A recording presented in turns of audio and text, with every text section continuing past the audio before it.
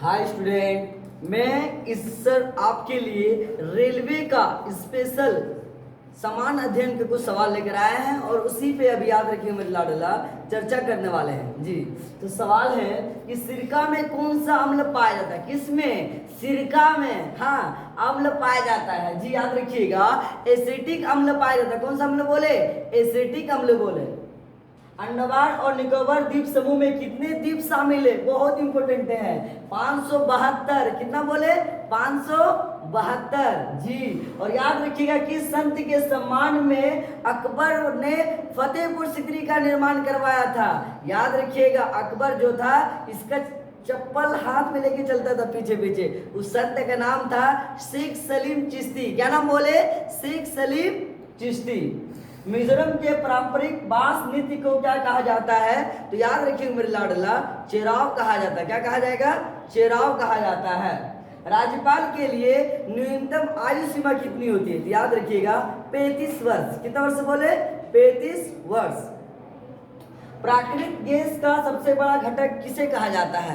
या क्वेश्चन घुमा के दे देगा, किस गैस को मीथेन गैस कहा जाता है? तो याद रखिएगा मीथेन को ही याद रखिएगा मार्स गैस कहा जाता है।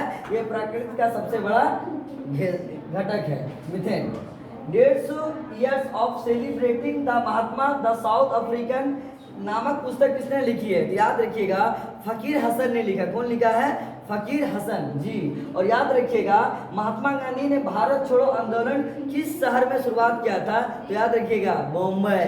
बॉम्बे बोलता है ना स्टॉक एक्सचेंज जी।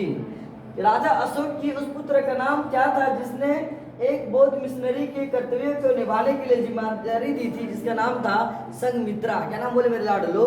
संघमित्रा।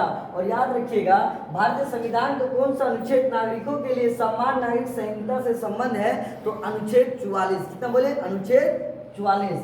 कौन सा रोग कारक मलेरिया रोग का कारण होता है? तो परजीवी। कौन सा जीवी बोले? परजीवी। शिमला में स्थित संस्कृति और सभ्यता अध्ययन केंद्र का नाम क्या है? टैगोर केंद्र। कौन सा केंद्र बोले? टैगोर केंद्र। शिमला मतलब शिमला मिर्च मत समझ लेना।